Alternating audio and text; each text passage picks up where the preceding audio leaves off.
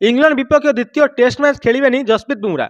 Team इंडियार workload management नियम अनुसार निष्पत्ति नि भारत स्टार बोलर लीड्स से खेल प्रथम टेस्ट मैच रे प्रथम इनिंग्स 24.4 ओवर बोलिंग करते, द्वितीय इनिंग्स 19 ओवर बोलिंग करते, जहाँफल कि विश्राम दिखाई। अन्य बोलर को विदेश माटी मिल सूचक, किंतु लॉर्ड्स से खेल तृतीय टेस्ट मैच खेलिबे बुमरा, हेले द्वितीय मैच खेलिबे नहीं जसप्रीत बुमरा, दिखाई विश्राम। जुलाई 2 द्वितीय टेस्ट मैच खेल भारत दल एवं चिंता बढ़ी जाइए, कारण मुख्य बोलर जसप्रीत बुमरा को बिना मैच जीत केमिति। प्रथम मैच जसप्रीत बुमरा खेलिकी भी मैच हारी भारत। दर्शक चलन जानिबा भारत बोलर को नहीं किसी तथ्य। हर्षित राणा को सिलेक्शन करके भी बाहर कराई।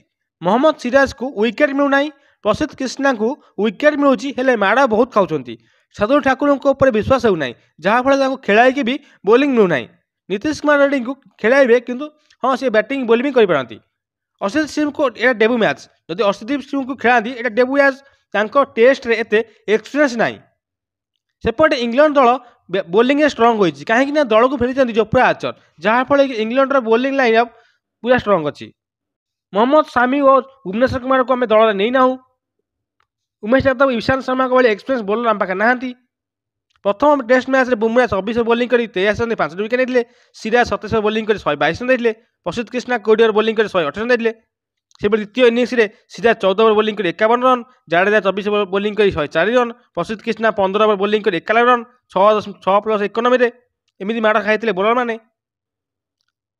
प्रथम थर 128 वर्ष 5 जन बैट्समैन शतक पर भी भारत यह मैच हारी जाइए, 10टी कैच मिस होती। जदि यही भारत खेले ताहले भारत द्वितीय मैच भी जितव केमी आश्चर्य लगुच। दर्शक कमेंट कर कहतु द्वितीय मैच रे किए खेलिया उचित आउ कौन हेबो भारतर खेल।